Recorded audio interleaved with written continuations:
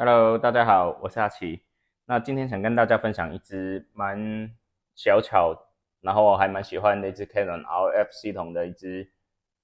超广角镜头，就是 RF16mm f2.8的这支镜头，就是画面上你现在看得到非常的小、非常的薄的一支镜头。那这支镜头虽然说它很小很薄，但是其实实际上的表现来说，其实也不差。那我在正式开始之前的话，那可以先看一下现在背景在放的一些实拍的照片啊，还有影片，就是它实际上拍出来的效果。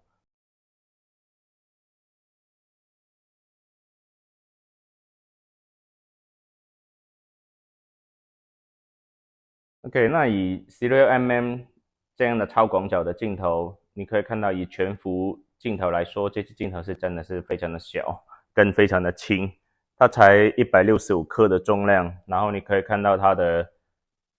口径其实才43mm，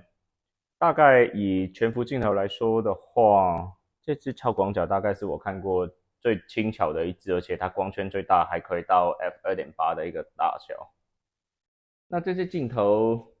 我为什么那么喜欢哦？因为其实你可以看到跟另外一支50mm 的饼干镜，它们在体积上基本上是，可以算一样大吧。因为有时候如果你两支，甚至如果你都不看它的那个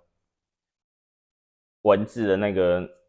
前面那个文字，其实你根本搞不好还分不出来哪一支是哪一支啊。50mm 这支刚出那时候已经很惊艳了，那16这支出来的话，我觉得更惊艳，因为其实很少会看得到超广角可以做到这么的扁，然后就像一个饼干镜一样。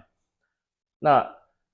以前我用超广角，我最喜欢，如果是在 M43系统的话，就是老蛙那支7.5 f2，就是等效 15mm f2 的镜头。那当然，这支镜头可以到 f2，那它也是真的是很小巧。那但是它只有 M43这个片幅。那如果说把它摆在一起的话，你其实可以看到 16mm 虽然说这颗就最好大一点点，但是考虑到全幅跟 M43的话，其实在 16mm 这颗的话，其实还是轻巧的非常的好。那轻巧肯定会带来一些代价的啦，就比如说画质是不是有那么的理想，然后对焦速度啦、颜色等等那一些到底是怎么样，也是另外一些问题啦。那回到镜头本身的话，那毫无疑问，你要轻巧的话，这也有一些取舍嘛。那它结构上非常的简单，甚至可能说就没什么特别的结构了。那镜身方面的话，它是全塑胶的，还好是接环的部分是金属的。那镜身旁边的话，就是一个是多功能，你可以去控制，比如说对焦啦，或者是你把它改成是控制环的一个切换钮，然后也没有手动对焦或者是这种对焦的切换，你都要在机身完成。那除此之外的话就没有功能了。那涂装的话就是可以看到跟刚刚 50mm 那一支一模一样的那种设计。那质感上是 OK 了，也不会觉得它太便宜，就是不是那种太低俗的便宜，是便宜啦。当然比起 L 镜的话是有一些差距，就是在质感上。但是以这支大概$300左右的价位镜头，在整体至少照供上，我是觉得对得起这样的价格。OK，现在画面上看得到是我另外一支在 F 系统常用的主力的超广角镜头，就是蛮早期就推出的15到35 f2.8L 的这支镜头。那当然在体积跟重量上是完全的不能比，当然画质或者价钱也是不能比啦，一支大概2000多块，一支这样300块，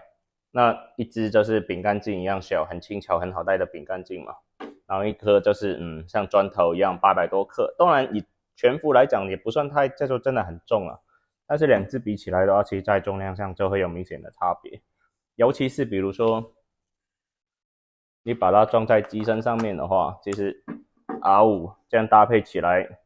这样的重量大概就等于这支镜头的重量而已。其实以携带性来讲的话，是完全都不能比了。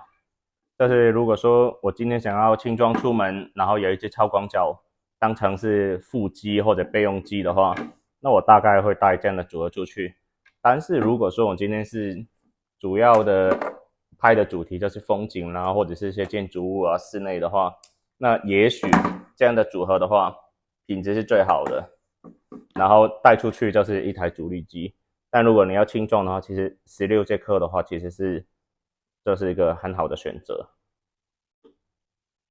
OK， 那这支镜头其实还有另外一个值得注意的地方是，你可以看到它其实是采用外对焦的设计，意思就是说你在对焦的时候，你可以看到镜头最前缘的那个模组是会身前身后的，那至少它不会旋转，所以你在用偏光镜的话是不会有影响，只是就是多少来说你会觉得好像不是很安心，会不会撞到你的手啊干嘛的，或者是它会不会坏掉之类的。坏掉是不至于啦。那缺点第一个可能是它有轻微的声音，不见得听得到，因为其实声音真的很小，它已经用了 STM 那个步进马达，所以声音是很小，几乎可以忽略，但是还是会存在一丁点的声音。那另外一个就是，整体上你会觉得就是一个比较便宜的设计，当然这也是一个比较便宜的镜头嘛，所以也算是无可厚非啦，所以这个是稍微值得去注意一下而已，然后也不会真的有太大的影响。OK，那刚刚说到外对焦的话，那现在实际上来看一下它的对焦速度这类的表现好了。那基本上镜头的对焦速度的话，其实是没什么太大问题，其实是蛮快的。除了你可以看到它的呼吸效应是还算蛮明显的。那但其实超广角你在录影中大概呼吸效应明显较明显，其实我应该影响也不是那么的大了。那实际上我自己在用的时候，它的对焦反应啦，还有对焦精确度是没什么问题。你可以看到，原则上我现在开全画面的对焦，它要抓到对焦点，改变距离，动来动去的速度其实是很快。那尤其是超广角本来的景深也比较深，所以其实你这样的反应时间的话，已经非常的足够用了。那顺带一提，刚刚没提到它的最近对焦距离其实可以到13公分，13公分其实已经蛮近的了。超广角的话，你甚至可以做一些像你很靠近一些近拍物，做一些近拍，拍出一些特殊画面的情况，其实也是可以这样去玩的。好，那接下来我们就进入可能最多人会关心的部分，就是它实际上的画质怎么样。毕竟镜头再小，如果画质很渣的话，大概你不想用。那从官方的 MTF 这现在看得到这张图的话，你大概心里面应该会有个预期。看起来中央应该是还可以了，不过边缘看起来是差强人意了。那我们实际上用我最常用的 MTF， 就是一个 open source 的测试的软体去做一个测试。那我旁边还摆了，就是更高档、更大、更重的那只15到35的，大概都是在最广角端的一个比较。那其实实际上的实拍 16mm f2.8 这个镜头其实也不算太差，你可以看到它在中央的表现的分数其实都还算蛮平稳的，从 2.8 开始就已经落在一个蛮高的分数。当然这台是 R5， 解析度比较高嘛，但是实际上你可以看到它的表现应该也算是还不错，可以用了。边缘画质是有明显的比较差，但是是不是差到不能用，我们从实拍去看吧。那至于说 15mm， 那当然毫无疑问这个是 L 镜嘛，它的表现应该算是最好的。在开始之前的话，那先讲一下这个镜头很明显的就做一个特色，就是如果你没有开数位修正，或者像你在后期用 RAW 去打开这个图，然后又没有套用 Canon 自己的 Profile 的话，那原则上如果你单纯看 JPG 的话，是一张很正常的图，就是看起来大家的线都还算蛮直，然后表现也还算不错。但是你只要一看它的 RAW 的原图的话，你就马上看到，原来这支镜头原本就是这个样子。那某程度上，你已经可以把它叫做一只小鱼眼镜了。你可以看到线都是弯的，好，那甚至它实际上可以拍得到的范围，明显的比它修正以后的样子都要来得大。那我记得我一开始在就是 Lightroom 或者 Adobe Photoshop 的 RAW 还没有它的正确 profile 的时候，我一开始打开它的 RAW 是有一点点吓到了。那时候我套用 Canon EF15mm f2.8 Fisheye 那一颗的 profile 修正时也算是 OK， 修正出来品质也还可以用。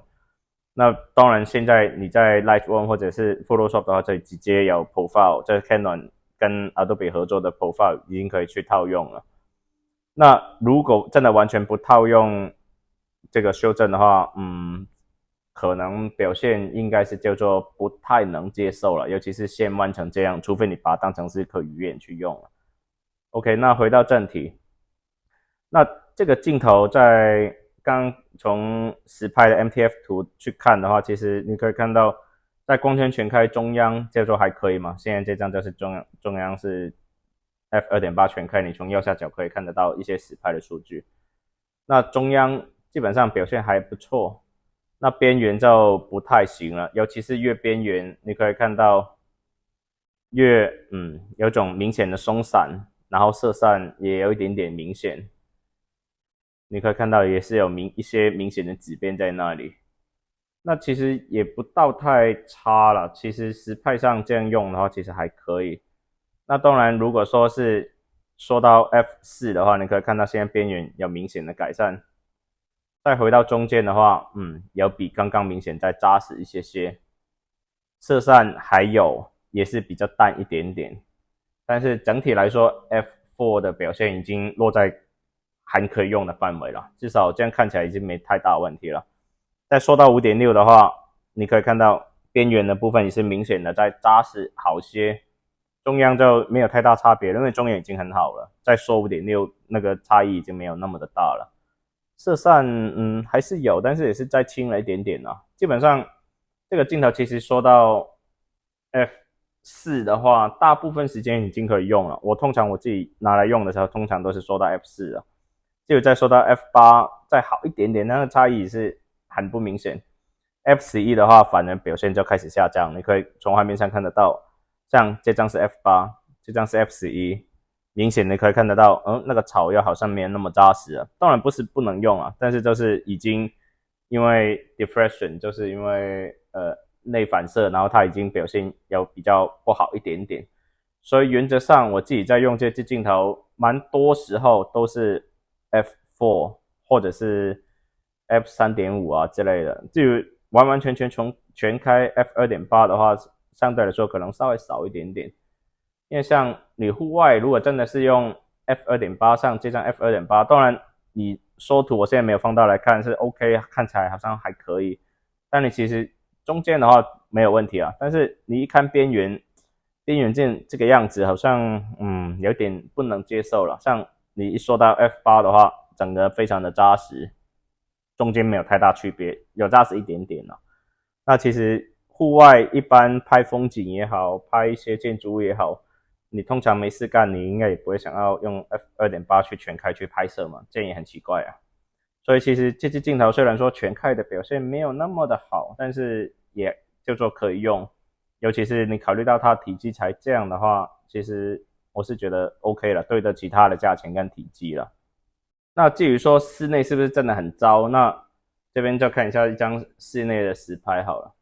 这个是 F3.2， 这个是 F2.8。